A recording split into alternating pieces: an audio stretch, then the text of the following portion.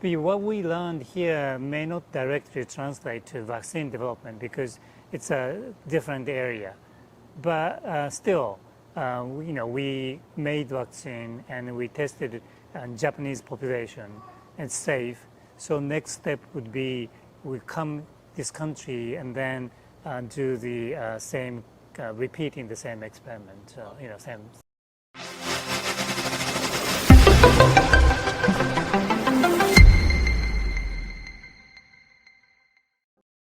In spite of the devastation it caused, the 2014-2016 West African Ebola epidemic offered an opportunity to develop new candidate vaccines or fast-track trial of existing ones for the deadly hemorrhagic fever disease. Long before 2014, Japanese virologist Professor Yoshihiro Kawaoka had been working on an Ebola vaccine. Kawaoka, a professor of pathobiological sciences at the University of Wisconsin Madison School of Veterinary Medicine, co-developed the novel iEVac-Z, which is a modified Ebola virus grown under regular laboratory conditions. It was first trialed in Japan in 2019. Mid-last year, Professor Kawaoka visited Sierra Leone as part of a plan to trial the vaccine in the country. In collaboration with his long-term Sierra Leonean collaborator, Professor Alhaji Umar Njai. Professor Kawaoka granted me an interview at the Radisson Blue Mammy Yoko Hotel, and we discussed the vaccine and other works he had been involved in as one of the world's foremost virologists. A major highlight of your visit here in Sierra Leone is your talk, which I understand you have already presented, and it's Advancing Infectious Diseases Research through Sierra Leone, Japan, and US collaboration. Mm-hmm. Among these three countries, obviously there must be a lot of things in common, but what is the most important that you think each of them can benefit from in a collaboration like this? So I think we are interested in research. The reason why I visited Sierra Leone was during the Ebola outbreak, because I have been working on Ebola virus since 1994, but mainly animal models. And during this outbreak, we are trying to understand why some people are dying and some people do not die and recover. So we want to study the patient samples to understand that difference. And Professor Njai allowed us to visit your country and do some research here. That's how we started. I understand that you established what is called the designer influenza vaccine. For the layman, what does that mean? So influenza virus contains genome like any other virus or creature. We actually create new any influenza virus from DNA sequence. So why this is important? Because we can modify a virus and so that we can make vaccines. So right now there's a live attenuated vaccine that are used in the Europe and United States, and that is made by this technique. And also, there are highly pathogenic avian influenza viruses. As is, you cannot make a vaccine because it's highly pathogenic. The makers, people are so dangerous, you may get infected. So using this technology, you can modify and make it non-pathogenic and still grow as a vaccine. So that's how it's used. You worked on the 2014-2016 Ebola outbreak in West Africa. You focused on Sierra Leone, and you worked with Ebola survivors. What kind of work did you do with them? So actually, during the outbreak, what we did is that we obtained blood samples from people who got infected and recovered, or people who got infected and died, and compare the blood to what's in the blood. And then we identified molecules that can tell you whether the patient will survive or die. So that's very important because early in the infection, you cannot tell.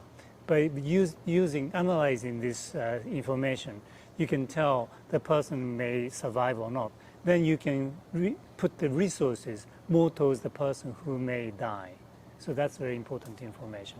About 6 or 7 years after the end of Ebola, there is still concern around survivors. I've read about theories by scientists, for example, that they still have the potential to infect people. Is that a generally acceptable theory among the scientific community? Yeah, but I think it's very rare. The case is very rare. And then also this may happen after 1 year or so, but not like 5, 6, many years later. So I wouldn't worry too much about it. You have been working on Ebola vaccine long before the Ebola outbreak here. And with your involvement, has that changed anything in your work developing the Ebola vaccine? Well, we are still developing. So this is the inactivated vaccine. So we modify Ebola virus so that we can grow this Ebola virus under regular laboratory because it doesn't cause anything. So then we kill the virus and use as a vaccine. So we have done clinical trials in Japan, and this time we are here to see the potential of doing phase 1 and phase 2 clinical trials in this country. We go to the COVID-19. How much have we learned from it? I mean, since it was declared over? So we learned a lot. It's a completely new virus has spread. And it's very interesting. Depending on countries, depending on the population, the outcome is quite different. The European countries, Asian countries, many people died, but not so in Africa. So we still don't know why that is the case. So we still need to learn a lot. But one thing we learned is that we can make vaccine within 1 year, and then that vaccine was quite effective.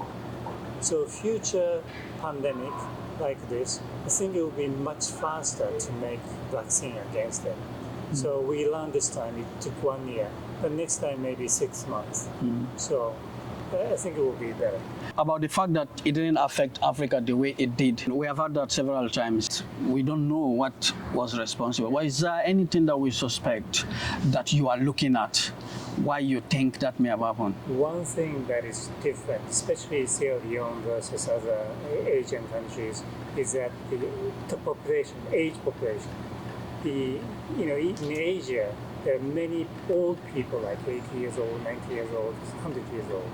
So they are very, very vulnerable, very susceptible. They may get infected and die. So the population in this country is much younger. So that may be one of the reasons why there aren't many strong impact.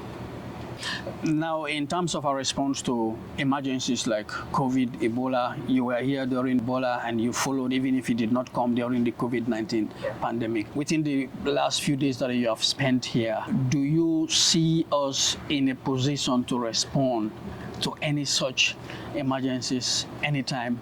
Yes, I met many top officers this time, and they're very research-oriented.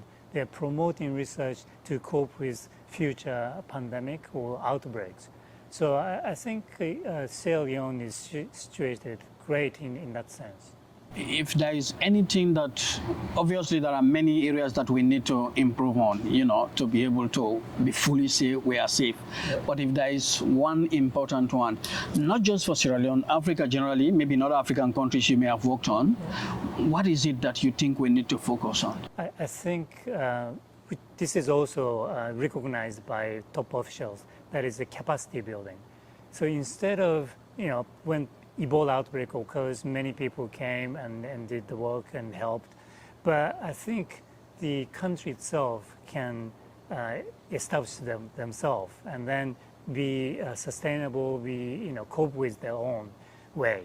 So I think that's the next important step that many African countries should be doing. And then top officials know it. When you started it, you had not had any experience with human beings affected by a virus. I wanted to know if your experience now dealing with human beings, is there anything that you think you should change? What we learned here may not directly translate to vaccine development because it's a different area. But still, we made vaccine and we tested it on Japanese population. It's safe. So next step would be we come this country and then do the same, repeating the same experiment. Same. The experience in Japan may be different from the experience here. I mean, the level of literacy is higher there. People are more scientifically oriented than us here. And already we are dealing with, vaccine hesitancy. Amidst all these fake news, this and misinformation, how much prepared are you with the trial in mind? Right. So we will prepare everything, and then we will set all the safety information. I think one thing that is very important is that we first tested Japanese population, and they are safe. So we are doing this trial in your country, something that we already tested in Japanese population. Is there any specific reason why you want to get a different Sierra Leone kind of result? African, let's say an African result. Because this will be the country where Ebola viruses may replicate, may cause problems. It's highly unlikely that Japanese population will encounter Ebola outbreak. So I think it is important for us to do the clinical trial in this country and then go to the next level. I know you already said we are doing great in terms of the urge, the desire for our scientists to get into research. But from what you have observed, what do you think is missing? Actually, I think I saw enthusiasm of people, young people, and also senior people towards science. I think that's really encouraging, and I thought that was very nice to see that attitude from young to old people, senior people. How do you compare that to your time when you got into research?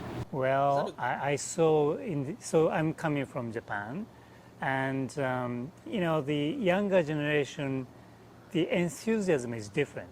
In this country, younger people, also senior people, enthusiasm against science is very strong, very, very good. I don't see that in Japanese young people at this point. Okay, Professor Kawaoka, thank you for your time. Great. Yeah. Thank you. Okay.